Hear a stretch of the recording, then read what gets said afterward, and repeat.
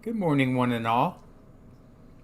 Today I'm going to read from an email sent on November 15th, 2005, 4:18 in the morning, called the Loving the Authority of Jesus.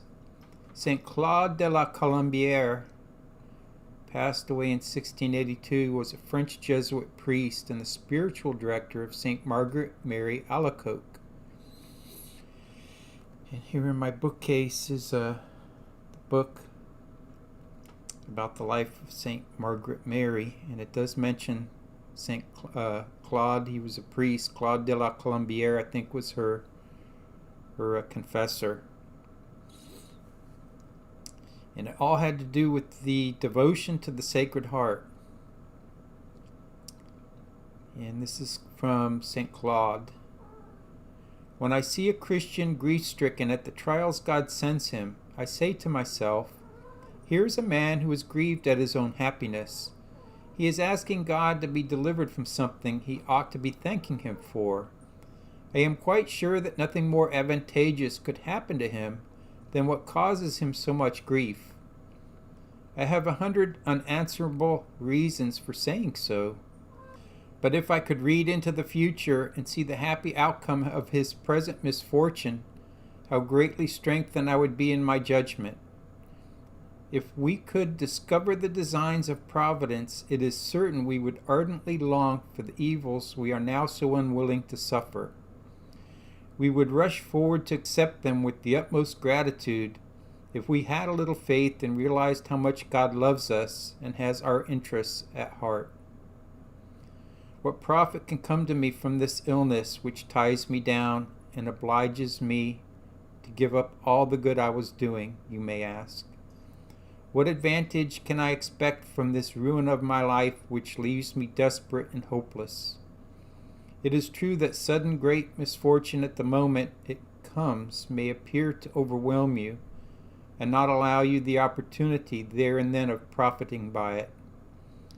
But wait a while, and you will see that by it God is preparing you to receive the greatest marks of his favor.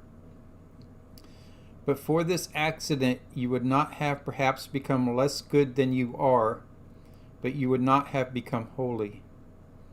Isn't it true that since you have been trying to lead a good Christian life, there has been something you have been unwilling to surrender to God?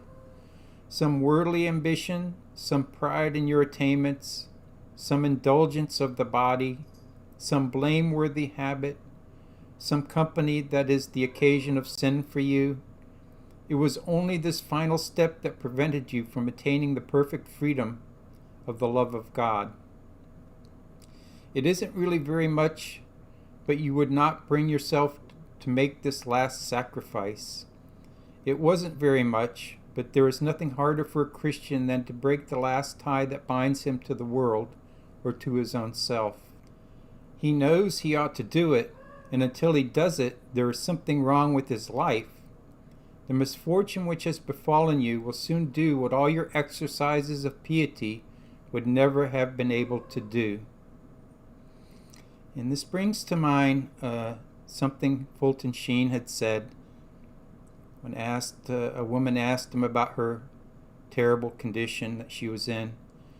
And he says, sometimes God clips our wings to keep us from flying too far away from him. And I have to believe that that's true. Sometimes, especially when we're younger, we would be just really wild if God didn't clip our wings. Thanks for your time, and we'll be seeing you.